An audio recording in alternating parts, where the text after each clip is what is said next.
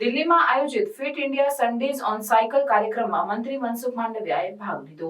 Fit India Sundays on cycle કાર્યક્રમમાં કેન્દ્રીય યુવા બાબતો અને રમતગમત મંત્રી મનસુખ માંડવિયાએ ભાગ લીધો હતો। આ કાર્યક્રમનો ઉદ્દેશ્ય દેશભરમાં સાયકલિંગ દ્વારા સ્વસ્થ જીવનશૈલીને પ્રોત્સાહિત કરવાનો છે, જે પ્રધાનમંત્રી નરેન્દ્ર મોદીના ફિટ ઇન્ડિયા અભિયાનનો એક ભાગ છે। આ કાર્યક્રમ દરમિયાન મંત્રી મનસુખ માંડવિયાએ યુવાનોને રોજિંદા જીવનમાં સાયકલનો ઉપયોગ વધારવા માટે પ્રોત્સાહિત કર્યું, જેનાથી સ્વાસ્થ્ય લાભ સાથે પર્યાવરણનું સંરક્ષણ પણ થાય છે।